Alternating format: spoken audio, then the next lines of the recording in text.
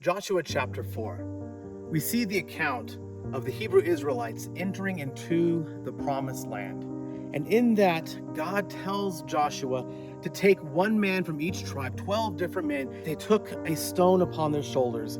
God had commanded them to take this stone and to place it down and to create a pillar or a stack of stones. What he said was that these stones shall serve as a reminder to you and to future generations, so that in times to come, when your children ask of you, what do those stones mean? You will tell them about the wondrous works of God, the miracle that had happened there at the Jordan River.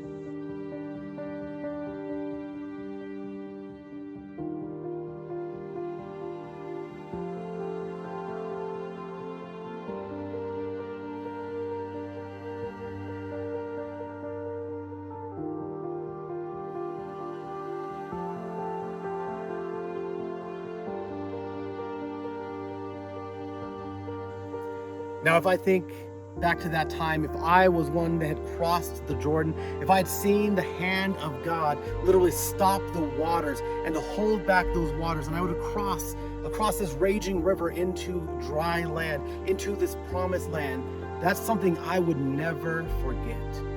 And what we see is that the 12 stones of remembrance were not necessarily for those who saw that event take place. No, those 12 stones of remembrance were for future generations, for those who were to come. They were a testimony and a reminder about the power of God and the miracles of what He had done.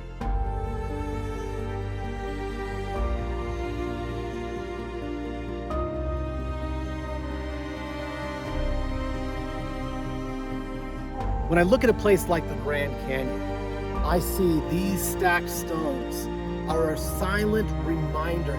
They are a testimony of the wondrous works of God. And when you look at the Grand Canyon, they are a reminder of the judgment, of the wrath of God, a judgment because of the sin of mankind, that God destroyed this world by water.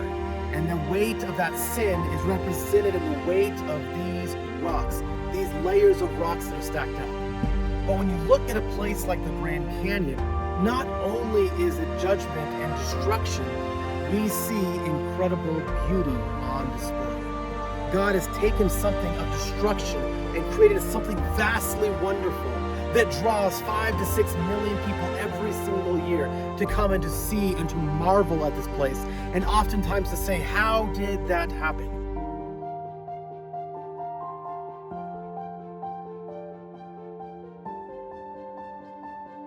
The Bible tells us that God has caused His wondrous works to be remembered. Psalm 111 describes that, how people who are delighted in the works of God, they study them, and He has caused His wondrous works to be remembered. When I look at the Grand Canyon, it reminds me that God has caused His works to be remembered. It reminds us of the judgment and wrath of God as a righteous judge, but it also reminds us of the love, the mercy, the redemption of God. Because through that flood and because of that flood, we have these stacked stones as a reminder to us today.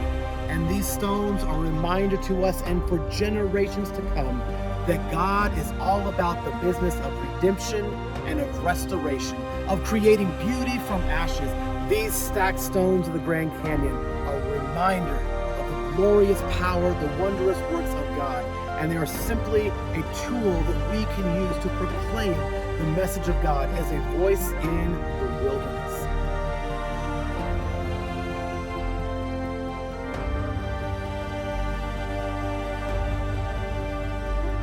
We see the God who takes things and does incredible things for future generations to marvel at, to study, and to ponder, and for millions of people every single year to stand on the rim of this canyon and say, wow, there is something much bigger than I am.